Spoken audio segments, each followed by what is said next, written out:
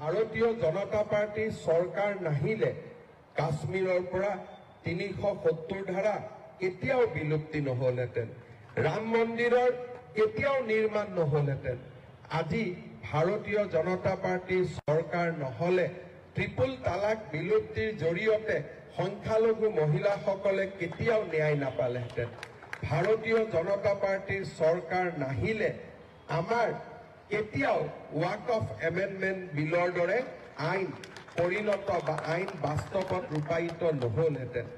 আজি ভাৰতীয় জনতা পাৰ্টিৰ চৰকাৰ নাহিলে উত্তৰ পূৰ্বৰ এই বিশাল বিকাশ কেতিয়াও সম্ভৱ নহলহেঁতেন।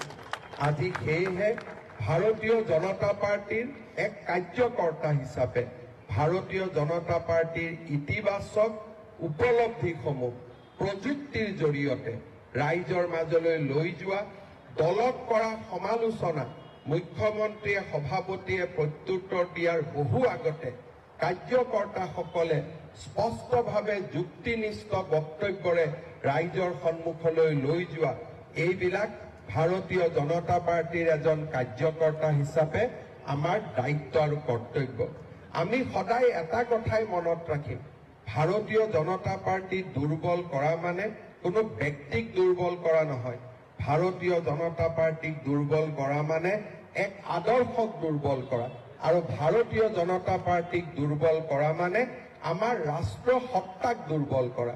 ভাৰতীয় জনতা পাৰ্টিক দুৰ্বল কৰা মানে ভাৰত মাতৃক বিশ্বগুৰুৰ পথলৈ লৈ যোৱাৰ পথত অজস্ৰ হেঙাৰ সৃষ্টি কৰা।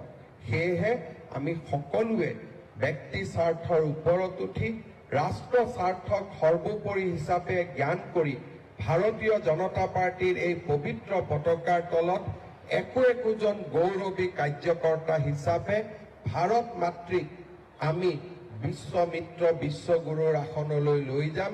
সেই পবিত্ৰ সংকল্প আজি আমি প্ৰতিষ্ঠা দিৱসৰ দিনত আকৌ এবাৰ সকলোৱে গ্ৰহণ কৰিছো। আজি ভাৰতীয় জনতা পাৰ্টিৰ চৰকাৰ নাহিলে কাশ্মীৰৰ পৰা ৩৭০ ধাৰা কেতিয়াও বিলুপ্তি নহলহেঁতেন, ৰাম মন্দিৰৰ কেতিয়াও নিৰ্মাণ নহলহেঁতেন।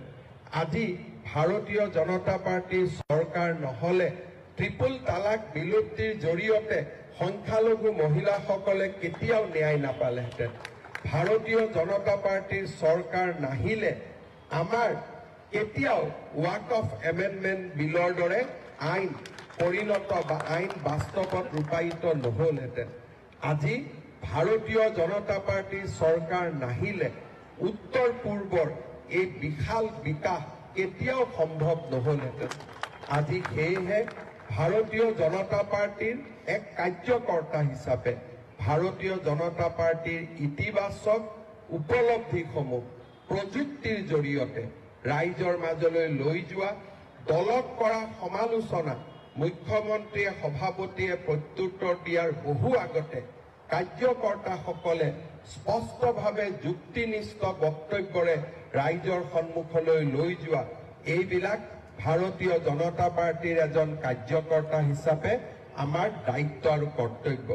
আমি সদায় এটা কথাই মনত ৰাখিম, ভাৰতীয় জনতা পাৰ্টি দুৰ্বল কৰা মানে কোনো ব্যক্তিক দুৰ্বল কৰা নহয়।